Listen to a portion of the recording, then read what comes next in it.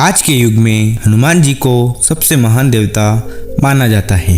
मान्यता है कि इस कलयुग में केवल मात्र वही देवता हैं जो इंसान की समस्त बाधाएं दूर कर सकते हैं। यही कारण है कि आज भी हर जगह पूरी श्रद्धा और सम्मान से हनुमान जी की पूजा की जाती है। लेकिन हनुमान जी के जीवन का अध्ययन करीब से किया जाए तो पता चलता है कि उनमें कार्य कुशलता के साथ ही गजब की प्रबंध क्षमता भी थी।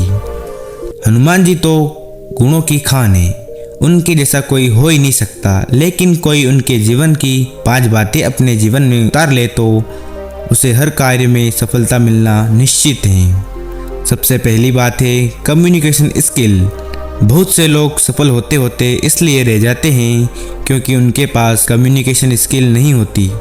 कम्युनिकेशन स्किल के बारे में हनुमान जी के जीवन का एक अनोखा उदाहरण है।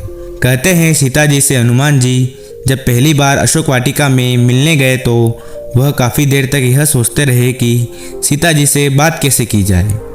कहीं उनका वानर रूप देखकर वह डर तो नहीं जाएगी, उनकी बात पर सीता जी को भरोसा कैसे होगा। लेकिन हनुमान जी ने अपनी अद्भुत कम्युनिकेशन स्किल से उन्हें यह भरोसा दिलाने में कामयाब रहे कि वे रामदूत ही थे। दूसरी बात है विनम्रता। हनुमान जी को जब लंका जाने का टास्क दिया गया तो समुद्र लांघते वक्त बीच रास्ते में सुरसा नाम की एक राक्षसी उन्हें मिली।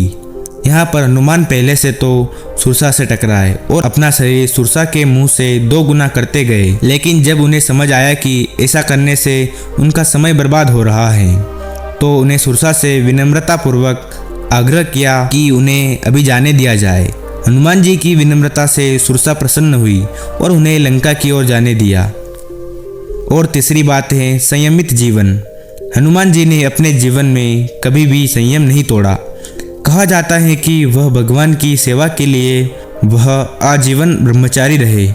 खान पान में सावधानी बरतते और संयमित दिनचर्या के साथ रहने से बीमारी जल्द पास नहीं आती।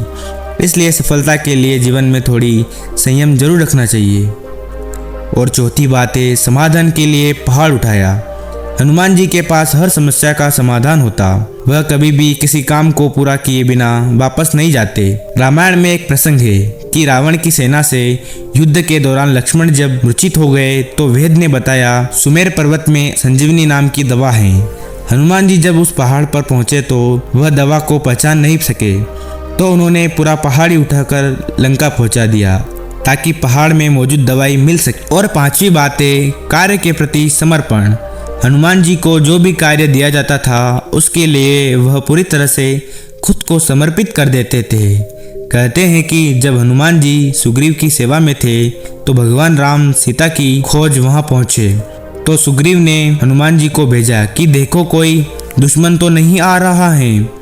इसके बाद हनुमान जी ने वेश बदलकर मिलने पहुंचे। बताते हैं कि हनुमान जी ने भगवान राम से कुश्ती लड़ी और जब हार गए तब उन्हें लगा कि ये कोई आम इंसान नहीं है। वह भगवान से सारा प्रसंग पूछा और फिर सुग्रीव के पास ले जाकर उनसे दोस्ती कराई।